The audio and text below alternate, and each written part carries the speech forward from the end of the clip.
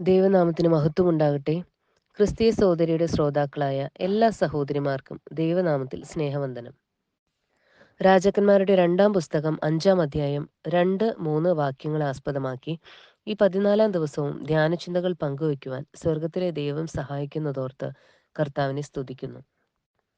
വേദപുസ്തകത്തിൽ പേര് വരാൻ തന്നെ യോഗിയാക്കിയ അവളുടെ പ്രസ്താവന നമുക്ക് ഇന്നും വായിക്കാം. രാജാക്കന്മാരുടെ 2-ാം പുസ്തകം 5-ാം അധ്യായം 3-ാം വാക്യം.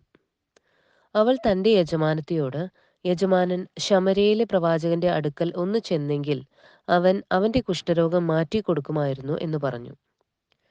ഈ ഒരൊറ്റ പ്രസ്താവനയിൽ പ്രകടമാകുന്ന ഈ പെൺകുട്ടിയുടെ പല ഗുണങ്ങളും നാം ഓരോ ദിവസവും ചിന്തിക്കുകയാണല്ലോ. മറ്റുള്ളവരുടെ നന്മ ആഗ്രഹിക്കുന്നവളായിരുന്നു ഈ കുട്ടിയെന്ന് 6-ാം ദിവസം നാം ചിന്തിച്ചതാണല്ലോ. അതിന് മറ്റുള്ളവരുടെ നന്മയിൽ സന്തോഷിക്കാനും മറ്റുള്ളവരുടെ ഗുണം ലക്ഷ്യം വെച്ച് ചിന്തിക്കാനും കഴിയുന്ന ഒരു മനസ്സുണ്ടാകണമെന്ന് നാം കണ്ടതാണ്. അലംഭാവം ഉള്ള ഒരു വ്യക്തിക്കാണ് അങ്ങനെ ഒരു മനസ്സുണ്ടാകുന്നത്. ഉള്ള അവസ്ഥയിൽ തൃപ്തിയോടെ ഇരിക്കാൻ കഴിയുന്നതിനാണ് അലംഭാവം എന്ന് പറയുന്നത്. ഈ പെൺകുട്ടിയുടെ അവസ്ഥ പരിതാപകരമായിരുന്നെങ്കിലും അവൾ അതിൽ തൃപ്തയായിരുന്നു. നമ്മുടെ കർത്താവ് ഒരിക്കൽ പറഞ്ഞു, ഹൃദയം നിറഞ്ഞു കവിയുന്നതിൽ നിന്നല്ലോ വായി സംസാരിക്കുന്നതെന്ന്. മത്തായി എഴുതിയ സുവിശേഷം 12-ാം അധ്യായം 34-ാം വാക്യത്തിലാണ് നാം ഇത് കാണുന്നത്. ഈ പെൺകുട്ടിയുടെ ഹൃദയത്തിൽ നിറഞ്ഞിരുന്ന ഒരു ചിന്തയാണ് എലീശയിലൂടെ നയമാന ദൈവം സൗഖ്യം നൽകും എന്നുള്ളത്.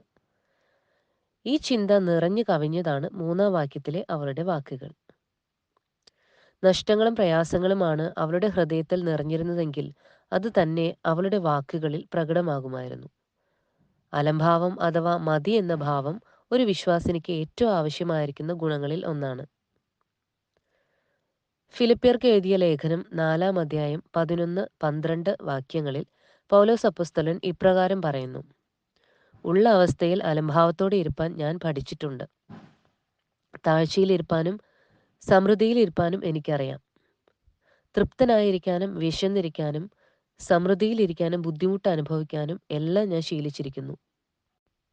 സാഹചര്യങ്ങൾ അനുകൂലമായാലും പ്രതികൂലമായാലും പൗലോസ് അതിൽ തൃപ്തനായിരുന്നു. കാരാഗൃഹത്തിലായിരിക്കുമ്പോഴും പൗലോസ് പറയുന്നത് തനിക്ക് വേണ്ടുന്നത് എല്ലാം ഉണ്ട്, സമൃദ്ധിയുമായിരിക്കുന്നു എന്നാണ്. ഈ അധ്യായത്തിന്റെ 18-ാം വാക്യത്തിലാണ് അത് നാം കാണുന്നത്.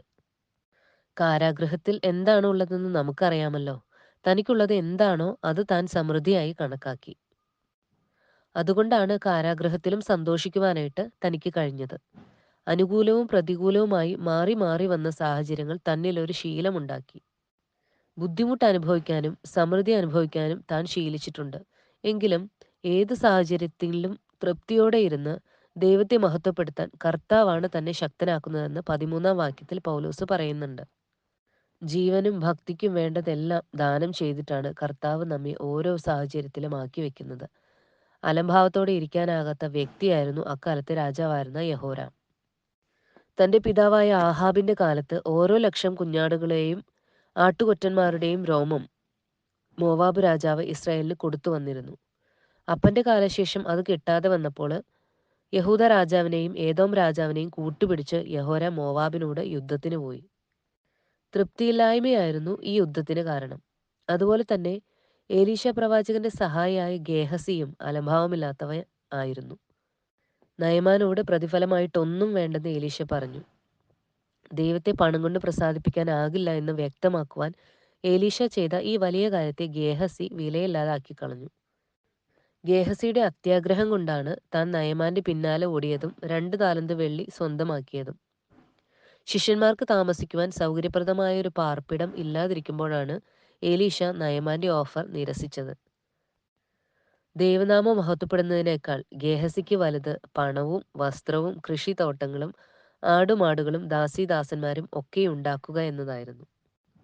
എലീശ പ്രവാചകന്റെ കൂടെ നടന്നവൻ കുഷ്ഠരോഗിയായപ്പോൾ ദൂരെ അന്യദേശത്ത് അടിമയായിരുന്ന ഈ പെൺകുട്ടി പ്രവാചകനിലൂടെ ഒരാൾക്ക് സൗഖ്യം വരുന്നതിന് കാരണമായി.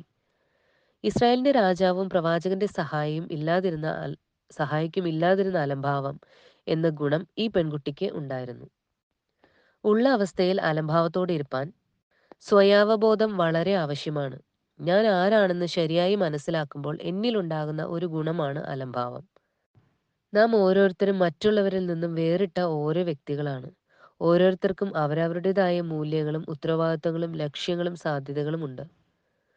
നമ്മിൽ മൂല്യങ്ങൾ രൂപപ്പെട്ടതിനും ഉത്തരവാദിത്തങ്ങൾ ഏൽപ്പിക്കപ്പെട്ടതിനും ലക്ഷ്യങ്ങൾ ഉണ്ടായതിലും സാധ്യതകൾ ഒരുക്കിയതിനും പിന്നിൽ ദൈവമാണുള്ളത്. നമ്മെക്കുറിച്ചുള്ള ദൈവത്തിൻ്റെ ലക്ഷ്യമായിരിക്കണം നമ്മുടെയും ലക്ഷ്യം. നമ്മെക്കുറിച്ചുള്ള ദൈവത്തിൻ്റെ ലക്ഷ്യം സാധ്യമാക്കിയെടുക്കുന്നതിന് വേണ്ടതെല്ലാം ദൈവം ഓരോ സാഹചര്യത്തിലും നമുക്ക് ഒരുക്കി വച്ചിട്ടുണ്ട്. നമുക്കുള്ളത് എന്താണോ അതാണ് ദൈവം ഒരുക്കിയത്. അതിൽ നാം തൃപ്തരല്ലെങ്കിൽ ദൈവത്തിൻ്റെ ലക്ഷ്യത്തിൽ നിന്നും നാം അകന്നുപോകും. ഈ പെൺകുട്ടിക്ക് താൻ മുഖാന്തരം ജീവനുള്ള ദൈവത്തെ നയമാൻ അറിയണമെന്നുള്ള ദൈവിക ഉദ്ദേശം നിറവേറ്റുവാനായിട്ട് കഴിഞ്ഞു. അവളെ ആക്കിവെച്ച സാഹചര്യത്തിൽ ദൈവം അവൾക്ക് എന്തൊക്കെയാണോ നൽകിയിരുന്നത് അതിൽ തൃപ്തയായിരിക്കാനായിട്ട് കഴിഞ്ഞതാണ് ഈ നേട്ടത്തിന് കാരണം. പ്രിയ സഹോദരിമാരെ, തൃപ്തിയില്ലായ്മയാണ് നമ്മുടെ പല ആത്മീക പ്രശ്നങ്ങൾക്കും കാരണം. വേണ്ടതുപോലെ സന്തോഷിക്കാനോ ദൈവത്തെ ആരാധിക്കാനോ പ്രാർത്ഥിക്കാനോ വചനം ധ്യാനിക്കാനോ സഭായോഗങ്ങളിൽ പങ്കെടുക്കാനോ കൂട്ടായ്മ പുലർത്താനോ ഒന്നും നമുക്ക് കഴിയാത്തത് ദൈവം തന്നതിലുള്ള തൃപ്തിയില്ലായ്മ കൊണ്ടാണ്. ദൈവം നൽകിയ ജീവിത പങ്കാളി, കുടുംബാന്തരീക്ഷം, ജോലി, സഭാബന്ധം തുടങ്ങി നാം അനുഭവിക്കുന്ന എല്ലാറ്റിലും അലംഭാവത്തോടെ ഇരിക്കാൻ നമുക്ക് കഴിയണം. അപ്പോൾ മാത്രമാണ് ഈ പെൺകുട്ടിയെ പോലെ നമ്മുടെ ജീവിതത്തിലൂടെയും ദൈവിക ഉദ്ദേശങ്ങൾ നിറവേറ്റുവാൻ നമുക്ക് കഴിയുന്നത്.